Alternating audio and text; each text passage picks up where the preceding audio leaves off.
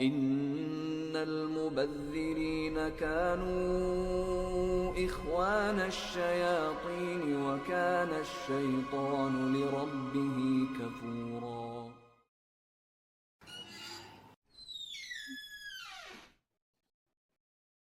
Weh, cantik gila doh. Ya weh, cantik gila. Mestilah cantik. Daddy I rasa bukan? Okay, whatever. Kan, air tak tutup pun. Alah, tutupkan je lah. Kan Daddy I yang bayarkan rumah ni. Ish, aku punya muka ni.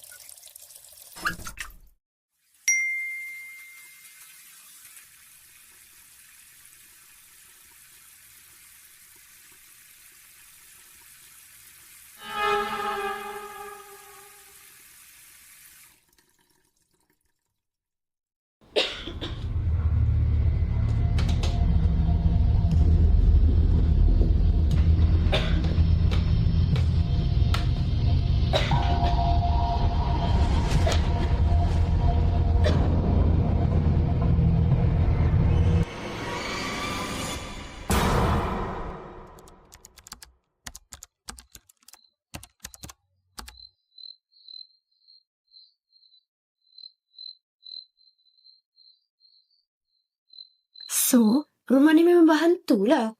Ew, tak suka I. Lepas tu, kita nak buat apa sekarang ni? Disebabkan hantu tu mari kita belajar air. Tadi, aku ada search langkah-langkah jimat air. Tengok ni.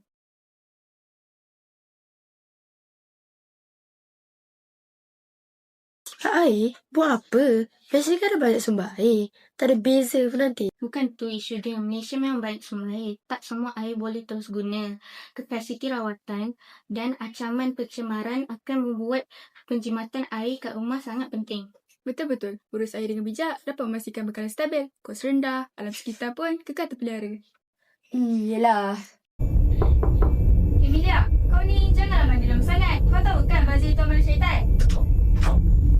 Fine. Dia tak perlu ulang. Bisa hantu tu kacau. Kos ni I boleh bayar lah. Cam, sekarang ni bukan isu duit je tau. Negara pun terkesan.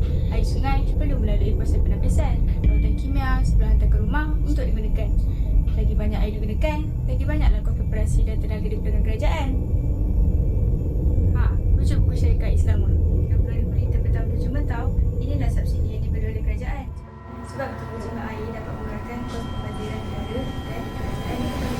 I tak tahu benda ni terlalu banyak fakta tentang benda ni. But whatever lah, saya kerja out dengan kawan I. Bye. At least, dia lagi cepat. Mana tu? Guys, kenapa I benda macam ni? Cip lah.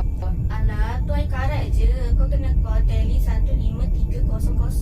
Air Selangor. Nanti diorang datang periksa dan mencari lah punca air tu. Banyak cantik. Kau dah sendiri. Rumah I pun tak pernah menjadi macam tu.